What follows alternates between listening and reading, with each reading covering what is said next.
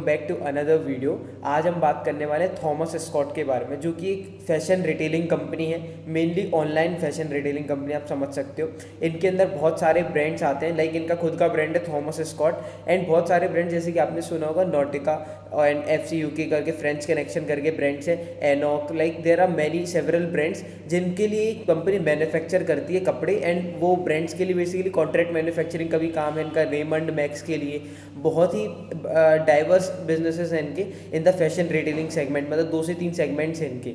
सो इस कंपनी के बारे में हम प्रॉपर डिटेल में डिस्कशन करेंगे आज। इनका बिजनेस मॉडल देखेंगे, फाइनेंशियल्स देखेंगे, लेटेस्ट कॉन कॉल देखेंगे। कंपनी ने पहली बार इस बार Q2 में कॉन कॉल करा, सो कॉन कॉल में क्या इंपॉर्टेंट पॉइंट्स है, कुछ गाइडेंस दिया आगे का कैसा क्या सीन है, वो भी देखेंगे। और एंड में हम थोड़ा सा ये देखेंगे कि यार वैल्यूएशन वाइज ये जो डील मिल रही है ना हमें, अराउंड आप समझ सकते हो 60 से 70% का ग्रोथ वाली कंपनी है, एंड 30 का फॉरवर्ड भी मिल रहा है। सो क्या ये डील बेटर है as compare to the likes of V2 retail और other value fashion retailers? Although companies different segments में, V2 ऑफलाइन है एंड ये ऑनलाइन है primarily, but still we can do a comparison, छोटा सा कंपेरिजन वैल्यूएशन वाइज। सो शुरू करते हैं थॉमस स्कॉट के एनालिसिस से। सबसे पहले एज यूजुअल हम समझेंगे कंपनी का बिजनेस मॉडल। तो ये कंपनी ना tech enabled online plus offline fashion retailer है। ये इस कंपनी का जो मेन फोकस रहता है ना, वो डेटा पे रहता है। ये क्या करते हैं, अलग अलग कंज्यूमर्स से और जो मार्केट है, मार्केट में अवेलेबल डेटा को कलेक्ट करते हैं, एंड उसके बेसिस पे डिमांड को प्रेडिक्ट करते हैं किसी प्रोडक्ट की।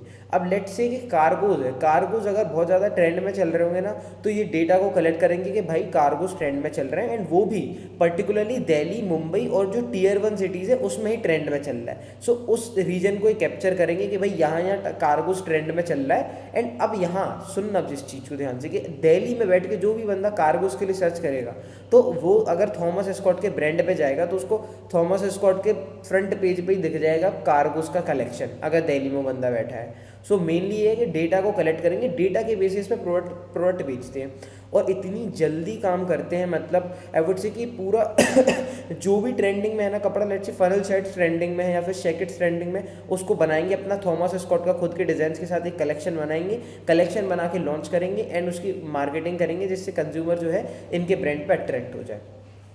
अब बात करेंगे तो मेंस वियर से मेनली रेवेन्यूज आते हैं इनके, 83% रेवेन्यू मेंस वियर से आते हैं, एंड सेगमेंट है highly competitive mid premium fashion segment. Basically वो जो 1000 रुपये से 2000 रुपये वाला सेगमेंट होता है ना कपड़ों में, वो सेगमेंट में ऑपरेट करते हैं। इनके थॉमस स्कॉट करके एक इनका खुद का ब्रांड है, जिसकी वेबसाइट अभी हम तुरंत थोड़ी देर में देखेंगे कि आखिर कैसा क्या ब्रांड है। और कंपनी के पास डाइवर्स पोर्टफोलियो है अपीरियल्स का, किड्स वियर में भी धीरे धीरे आ रहे हैं, और वुमेंस वियर में एज सच कोई प्रेजेंस नहीं है, बट हाँ हैंडबैग्स प्रोड्यूस करते हैं। अब थॉमस स्कॉट ना एक अकेला ब्रांड नहीं है जो थॉमस स्कॉट के नाम से बेच रहे हो, इनके ये ग्रुप है थॉमस स्कॉट, एंड इस ग्रुप के अंदर 2 सेगमेंट्स है, B2B सेगमेंट और B2C सेगमेंट। अब B2B सेगमेंट तो 5% रेवेन्यू में कंट्रीब्यूट करते, तो ऐसा कुछ मतलब उसका बात करने की ज़रूरत नहीं है, करेंगे हम डिटेल में बाद में, बट अभी मेजर जो है वो B2C सेगमेंट है, जिससे 95% रेवेन्यू आता है। अब इस चीज़ को समझो, इनका 95% रेवेन्यू आता है बिजनेस टू कस्टमर से, एंड B2C में भी 2 पार्ट्स हैं, एक है लाइसेंस ब्रांड्स वाला, एंड एक है इनके खुद का ब्रांड थॉमस स्कॉट। सो इनका जो खुद का ब्रांड है थॉमस स्कॉट, वो रेवेन्यू में अप्रॉक्सीमेटली 35% कंट्रीब्यूट करता है। लेट्स से 100 रुपये का कंपनी सेल्स कर रहा है, तो 35 रुपीज़ का सेल्स इनका खुद का कंपनी थॉमस स्कॉट की वेबसाइट और अमेजोन वगैरह से आ रहा है, जहाँ थॉमस स्कॉट का माल बेच रहे हैं। अब अदर सेगमेंट है 60 रुपीज़ का जो रेवेन्यू आ रहा है, 60 रुपीज़ आ रहा है लाइसेंस ब्रांड से। लाइसेंस ब्रांड्स जो हो गए वो बड़े बड़े प्रीमियम ब्रांड्स हैं, प्रीमियम फैशन सेगमेंट ब्रांड्स, जैसे कि Nautica, FC UK which is French connection, एनॉक एंड ड्रेसबेरी करके कुछ ब्रांड्स हैं, जो कि मिंत्रा के एक्सक्लूसिव ब्रांड्स हैं, कुछ फ्लिपकार्ट के एक्सक्लूसिव ब्रांड्स हैं, एंड अगर आपने सुना होगा तो अजियो में बुडा जीन्स कंपनी करके एक ब्रांड है। So there are several brands जिनके लिए कपड़े बनाते हैं और उनको देते हैं, मतलब कॉन्ट्रैक्ट मैन्युफैक्चरिंग का काम नहीं है, बट ये पूरा ब्रांड ही ऑपरेट करते हैं, आप ऐसा समझ सकते हो। ऐसा नहीं है कि कपड़े इन्होंने बनाए फिर वो नॉटिका को या फ्रेंच कनेक्शन को दे दी कि अब तुम बेचो, पूरा ब्रांड ही ऑपरेट करते हैं ये कंपनी थॉमस एस्कॉट। मतलब इनका लाइसेंस ले लिया उन्होंने कि आपके फ्रेंच कनेक्शन के नाम से हम कपड़े बेच सकते हैं, सीधी बात ये है समझो, फ्रेंच कनेक्शन के नाम से इंडिया में कपड़े बेच सकते हैं, विच इज़ द लाइसेंस। अब लाइसेंस लेके कलेक्शन बनाते हैं। इनकी 2 से 3 मैन्युफैक्चरिंग फैसिलिटीज़ हैं, मेनली सोलापुर वाली मैन्युफैक्चरिंग फैसिलिटी में सारा काम देखा जाता है। सोलापुर में कपड़े बनाए एंड नोटिका थॉम और फ्रेंच कनेक्शन वगैरह ब्रांड्स एनॉक ड्रेसबेरी के अंदर मिंत्रा पे बेच दिए, बुडा जीन्स कंपनी के अंदर अजियो पे बेच दिए। अमेजोन में सिंबल करके जो एक उनका खुद का ब्रांड है उसको भी थॉमस स्कॉट ऑपरेट करता है। So it is basically a brand behind brands. Thomas Scott is a मतलब बहुत बड़ा डाइवर्स ग्रुप है। ऑल्थो ये बहुत ही छोटा कंपनी है, स्मॉल कैप, अराउंड 500 से 600 आई गेस 600 करोड़ का मार्केट कैप है इस कंपनी का। सो अभी तक कंपनी के पास 12,000 से ज़्यादा SKUs हैं अक्रॉस 15 प्लस ब्रांड्स, 15 से ज़्यादा ब्रांड्स। मैंने कहा ना ब्रांड ऑफ ब्रांड्स है ये basically. So like there are various brands जो कि जिनको ये चलाते हैं, ऑपरेट करते हैं, ऑपरेटर हैं, आप ऐसा समझ सकते हो इनको। एंड अगर मैं इनका बिजनेस स्ट्रक्चर की बात करूँ तो यार जो मैंने बताया था ना कि B2B बिजनेस है और B2C। B2C में खुद का ब्रांड है Thomas Scott and other brands है लाइसेंस ब्रांड्स जो कि market places like Myntra, Amazon, Flipkart and Namshi which is a market place in Dubai, उसमें करता है ऑपरेट। एंड इनका B2B बिजनेस जो 5% ही रेवेन्यू कंट्रीब्यूट करते हैं। इसमें ये ना कॉन्ट्रैक्ट मैन्युफैक्चरिंग का काम करते हैं कि रेमंड वालों ने ऑर्डर दिए थे कि भाई ये कपड़े बना दो, रेड टेप ने दे दिया, बीइंग ह्यूमन ने दे दिया, मैक्स ने दे दिया, ये कपड़े हैं 2 करोड़ का ऑर्डर है भाई कर देगा। तो ये B2B वाला काम है। बट मेन जो है यहाँ B2C काम है जिसमें से ओन ब्रांड का काम जो है वो बहुत सॉलिड काम है। एंड ओन ब्रांड में भी एक चीज़ जो ध्यान देने वाली है यहाँ पर यार, इसमें ना ओन ब्रांड के अंदर इनके देखो ऑनलाइन मेजॉरिटी सेल्स आता है। अब धीरे धीरे इन्होंने एक्सपेंशन करना शुरू करा है एंड दे आर एक्सपेंडिंग था बेंगलोर। ऑफलाइन में मतलब एक्सपेंशन बेसिकली ऑफलाइन में शुरू कर दिया है। अभी बेंगलोर में इन्होंने स्टोर्स खोलना शुरू करा। एंड जैसा कि मैंने कहा डेटा ड्रिवन इतना ज़्यादा एम्फेसिस है, कौन कौन खोल के देखोगे कम से कम 7-8 पेज तो डेटा के दिख जाएंगे, डेटा AI पे। एंड वो जेन्युइनली कंपनी के लिए प्ले कर रहा है। ये खुद कहते हैं कि हम एक कपड़े वाली कंपनी नहीं, हम तो टेक कंपनी है। टेक कंपनी है जो डेटा के बेसिस पे कपड़े बना के बेचता है, as simple as that. And कपड़े तो नॉर्मल है, हर कोई बना लेगा, बट हम डेटा के बेसिस पे कपड़े बेचते हैं। क्वालिटी भी सुपीरियर है no doubt, but the main point is कि डेटा के बेसिस पे एक डिमांड को प्रेडिक्ट कर रहे हैं, सप्लाई को प्रेडिक्ट कर रहे हैं। जहाँ इन्हें अच्छा लगता है कि जिस प्रोडक्ट की जहाँ अच्छी डिमांड है उसको वहाँ मार्केटिंग कर रहे हैं, उस पर फोकस कर रहे हैं। एंड उसके कारण इनका अच्छा खासा सेल्स में कंट्रीब्यूशन आ रहा है इनके खुद के ब्रांड थॉमस स्कॉट से। अब ऑफलाइन में इन्होंने जो एक्सपेंशन में बताया था बेंगलोर में, सो इन्होंने डेटा एनालाइज करा एंड देखा कि जो इनकी मेजोरिटी सेल्स है वो बेंगलोर से आ रही है। बेंगलोर में अच्छे खासे डिमांड है, जो मेन सेगमेंट में ऑपरेट कर रहे हैं बेंगलोर में चल जाएगा। सो इन्होंने बेंगलोर में स्टोर्स खोलना शुरू करे एंड सारे स्टोर्स अभी ऑलमोस्ट पायलट मोड पे हैं, मतलब ये केवल टेस्ट कर रहे हैं। एंड इनका जो मेन मोटिव है कि अगर वो जो ऑफलाइन स्टोर है वो रिटर्न ऑन इन्वेस्टमेंट, मतलब कि भाई जितना पैसा लगा उस पर पैसा जो बन रहा है, लेट्स से 10 लाख रुपए लगा है तो 10 लाख रुपए में कितना पैसा बन रहा है वो मेजर कर रहे हैं। भी 1-2 साल तो 2 साल मेजर करेंगे, लेट्स से मतलब टाइम पीरियड इन्होंने मेंशन नहीं करा 1-2 साल, बट अज्यूमिंग कि हाँ तो 1 से 1.5 साल तो लगता है किसी भी स्टोर को प्रॉपरली मैच्योर होने में। तो 1.5 से 2 साल ये मैच्योरिटी पीरियड रहेगा। 1.5 से 2 साल में मेनली देखेंगे कंपनी के जो स्टोर्स हैं ऑफलाइन वो कैसा परफॉर्म कर रहे हैं। अगर ये स्टोर्स ऑनलाइन जो परफॉर्मेंस है उसको मैच कर पा रहे हैं, उससे आउट परफॉर्म कर रहे हैं कि भाई ऑनलाइन लेट से कंपनी अगर 10 लाख रुपए लगाती है तो 1 लाख रुपए कमा लेती है, एंड ऑफलाइन में कंपनी 10 लाख रुपए लगा रही 1,20,000 कमा रही, तो जाके ऑफलाइन एक्सपेंड करेंगे, वरना ऑनलाइन ही चलेंगे। इनका भी मेनली यही है कि ऑफलाइन में एक्सपेंशन तभी होगा जब हमें लगेगा कि जेन्युइन बेटर वर्थ हमें रिटर्न ऑन इन्वेस्टमेंट अच्छा मिल रहा है। सो प्रॉफिटेबिलिटी पे कंपनी का स्टार्टिंग से अच्छा खासा फोकस रहा है, which is a great thing. And ultimately business में what matters is profitability, profit is king यार। फाइनेंशियल 25 का डेटा अगर देखूँ तो B2C बिजनेस 140 CR था, B2B बिजनेस 80 CR था। उसमें से खुद का जो ब्रांड है Thomas Scott, it contributed about 56%, which is again 40% contribution in last year, 35 to 40%। License brand is again 90 CR, it is सही है, अच्छा चल रहा है। I am sorry.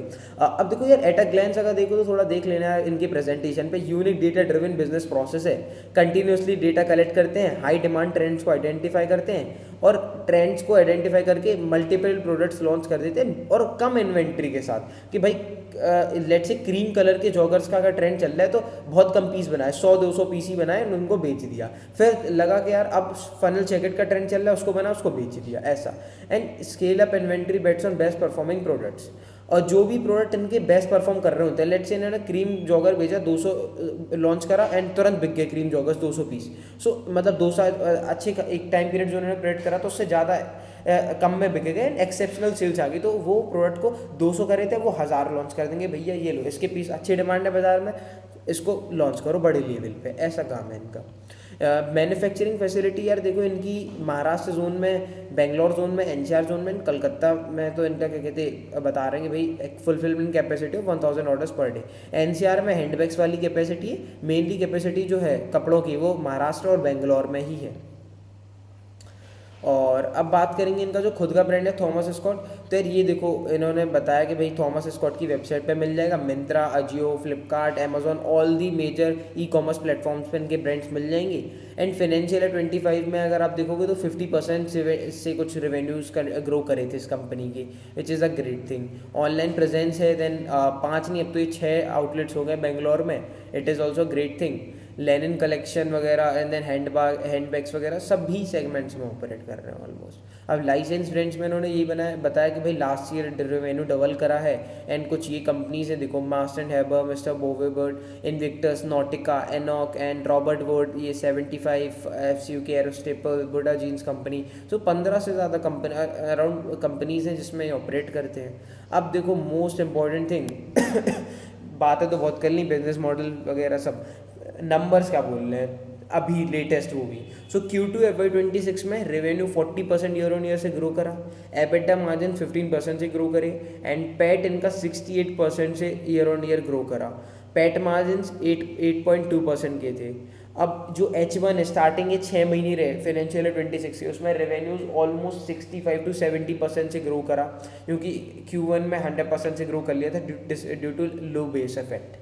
अब 60-70% से ग्रो करा H1 में। पैट में भी ठीक है, अच्छा खासा डिसेंट ग्रोथ आ गया, 70-80% का पैट में भी ग्रोथ आ गया। ऑपरेटिंग लेवरेज भी कंपनी को मिल रहा है, अच्छी चीज़ है। पैट मार्जिन इनके कंपेरेटिवली बहुत बेटर है अदर प्लेयर से, लाइक बहुत सारे प्लेयर से, क्रेडो ब्रांड्स वगैरह उनसे जेन्युइनली बेटर है। 8.2% का पैट मार्जिन, मतलब अगर कंपनी कैरी कर रही है बढ़िया चीज़, अच्छी चीज़ है। एंड अगर हम बात करेंगे तो एक्सपेक्टेड आगे का क्या फ्यूचर है, फ्यूचर FY26 के एक्सपेक्टेड रेवेन्यू क्या है अकॉर्डिंग टू मी। इनका H1 में अराउंड 110 CR का रेवेन्यू इन्होंने करा, आगे जाके 140 CR का रेवेन्यू H2 में कर सकता है, क्योंकि H2 is always better than H1, ऐसा कंपनी का कहना है कॉन कॉल में, उसको भी डिस्कस करेंगे। तो मेरा जो अंदाजा है कि तकरीबन 250 करोड़ का तो रेवेन्यू कर लेगा। एंड 250 करोड़ के रेवेन्यू पे अगर मैं 8% पैट निकालूँ, जो कि करंट जैसे करंट इनके पैट मार्जिन से 8%, 8.2%, कंजर्वेटिवली मैंने 7.5 से 8% लेके चला है, क्योंकि पैट मार्जिन इनके बहुत फ्लक्चुएट करते रहते, जनरली 6 से 8% के रेंज में मिल जाएंगी। तो मैंने 7.5%, 7-8% लेके चला। सो अराउंड 18 से 20 करोड़ का पैट मिल रहा है कंपनी का। फॉरवर्ड जो मार्केट कैप आ रहा है वो आ रहा है वही 20 CR इंटू 35 से 36 का मार्केट इसे पी दे रहा है तो वही 700 से 750 करोड़ का मार्केट कैप आ रहा है। एंड कंपनी का करेंटली मार्केट कैप जो चल रहा है इट इज़ वही अराउंड 600 करोड़ का मार्केट कैप है, I guess. Let me just check it once again. So Thomas Scott का वही जो करंट मार्केट कैप है इट इज़ कितना, मतलब ये वही 600-650 करोड़ का मार्केट कैप है। सो 550-600 करोड़ का, ठीक है। तो उस हिसाब से 720 करोड़ का मार्केट कैप आ रहा है। वैल्यूएशंस पे हम थोड़ा लास्ट में डिस्कस करेंगे। अभी जो मेनली हमारा रहेगा तो वो अपना इनका जो कॉन कॉल है उस पर थोड़ा डिस्कस करेंगे। सो यही है कि मैट्रिक्स वगैरह इनके प्रेजेंटेशन अगर आप खोल के देखोगे then you can find out these things. And way forward जो आगे का व्यू है इनका, सो B2C ब्रांड इनका है कि भाई ई कॉमर्स पे अच्छे खासा फोकस करा जाए, high with low depth strategy पे फोकस कर रहे हैं। लाइसेंस एंड अदर ब्रांड्स पे प्रीमियमाइजेशन पे जा रहे हैं कि भाई अब जो प्रीमियम ब्रांड्स है ना, जैसे लेट्स से कि 15 ब्रांड्स कर रहे हैं, उसमें से 5 ब्रांड्स है जो कि प्रीमियम सेगमेंट है, मतलब 2000-1500 से ऊपर वाले सेगमेंट पे उन पे फोकस करा दे, जिससे हाई प्रॉफिटेबिलिटी अचीव करी जा सके। कॉन्ट्रैक्ट मैन्युफैक्चरिंग ये कर ही रहे हैं B2B वाला। एंड टेक्नोलॉजी पे तो जैसा मैंने बताया डेटा ड्रिवन अप्रोच बहुत अच्छा खासा फोकस इनका रहता है। अब बात करेंगे I would say one of the most important thing Q2 की जो कॉन कॉल है उसमें क्या बात है चली।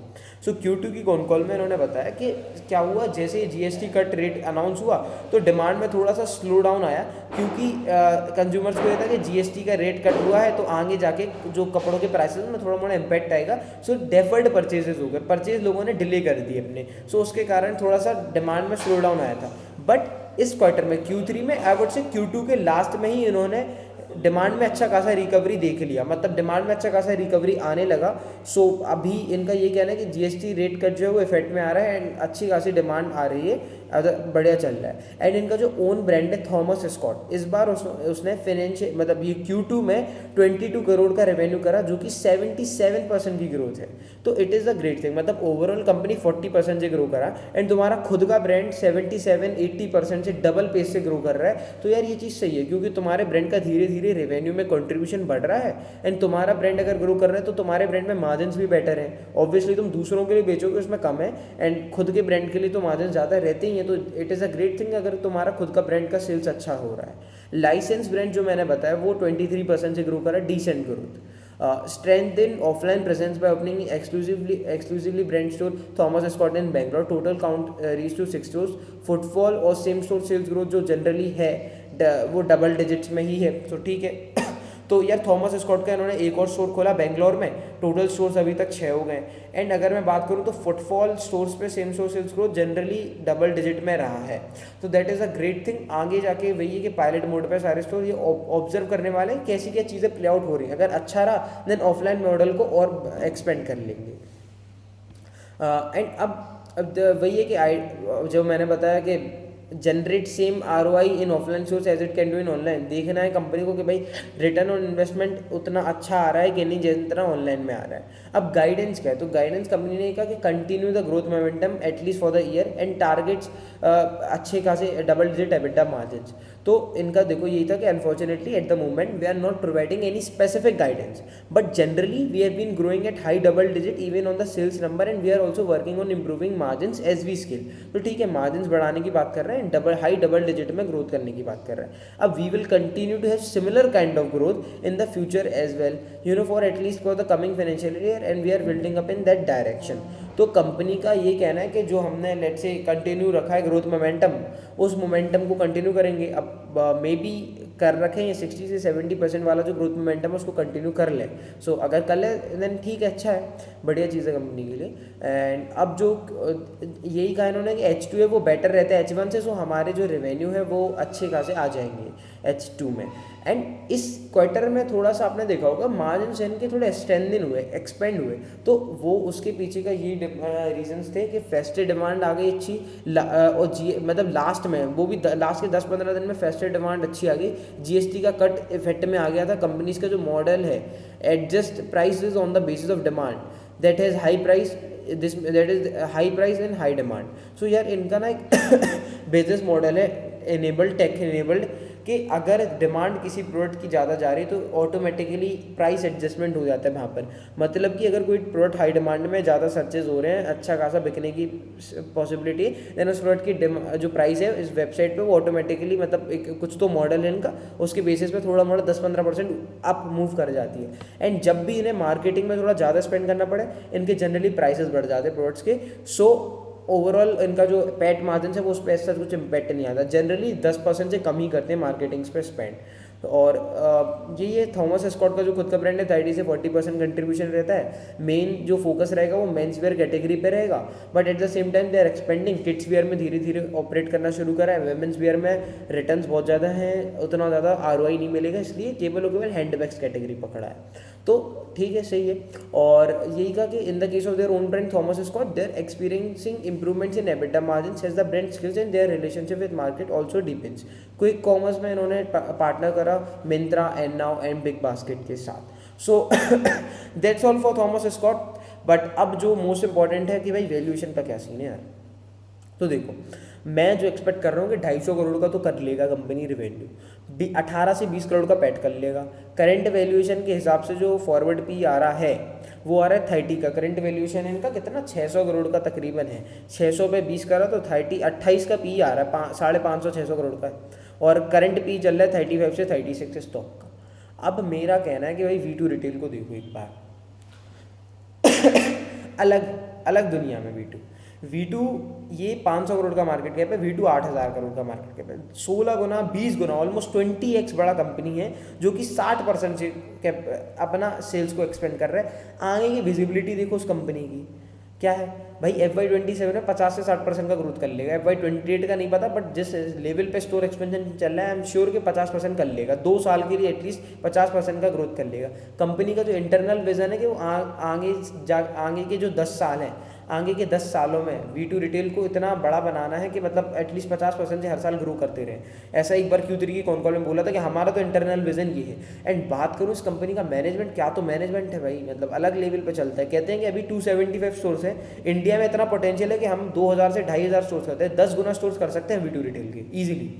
तो बहुत बुलिश कॉन कॉल था Q2 FY26 का। एक बार जाके मैंने पूरा वीडियो बनाया एनालिसिस, उस एनालिसिस को देखना।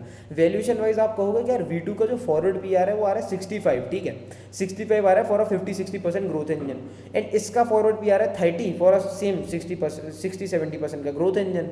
तो अब देखो इस स्टॉक में particularly, I don't know if I am wrong, मैं हो सकता गलत भी हो सकता हूँ, थोड़ा वॉलेटिलिटी का केस मेरे को लगा था, मैंने 1-2 बार देखा, चेक करा, वॉलेटिलिटी का केस है यहाँ पर। मतलब स्टॉक में उतना लिक्विडिटी नहीं है, मतलब तुम ले लोगे, बेचने में थोड़ा दिक्कत जाएगा। 200 से तकरीबन स्टॉक 400 चला गया था, 500 चला गया था केवल 15 दिन में, पता नहीं चलता यहाँ पर चीज़ों का, एंड एकदम से कभी कभार क्रैश भी हो जाती हैं चीज़ें, तो थोड़ा सा वॉलेटिलिटी का इशू है। बट लॉन्ग टर्म में आई थिंक सो कि कंपनी अच्छा कर रही है, मतलब long term in the sense 1-1.5 साल की पीरियड में I think so company can do decent, but still एक बार वी टू रिटेल को जरूर चेकआउट करना, क्योंकि वहाँ ना ट्रस्ट आता है। आप मतलब एक वी टू रिटेल के साथ मेरे को ट्रस्ट फैक्टर दिख रहा है। So I am particularly biased of V two retail you can say, and not of Thomas Scott. ऑल तक थॉमस स्कॉट का जो मॉडल है मेरे को बहुत प्यारा लगा, एंड इनके कॉन कॉल से मैंने बहुत सारी चीज़ें सीखी, कैसे बिजनेस ऑपरेट करा जाता है, डेटा पे फोकस करा जाता है। So that's a great business. इस कंपनी को कंटिन्यूसली ट्रैक करना होगा। अगर बाई चांस इन्हें देखा कि इनके ऑफलाइन स्टोर अच्छे कर रहे हैं, इन्होंने कहा ऑफलाइन में अच्छा एक्सपेंशन कर सकते हैं, ऑनलाइन अच्छा ग्रो कर ही रहा है, 77% का ग्रोथ है, कंटिन्यूसली ट्रैक लिस्ट में रखे रहो, बट एक बार वी टू रिटेल को जरूर देखो, यही कहना है। और वैल्यूएशन वाइज थोड़ा सा लग सकता है कि सस्ता है, बट समझो इस पॉइंट को कि वी टू रिटेल 20x बड़ा है आपसे, एंड स्टिल सेम पेस से ग्रो कर रहा है, तो थोड़ा सा वैल्यूएशन में तो ऑब्वियसली गैप आएगा यार। मार्केट तुम्हें 80 का पी तब देगा जब तुम इतने बड़े हो जाओ वी टू रिटेल के बराबर। सो एक यही है कि मतलब एक बार उन पीएस को भी देखना, वी टू रिटेल एंड वगैरह सबको। या so that's all for that is signing off Raghav Tikaria.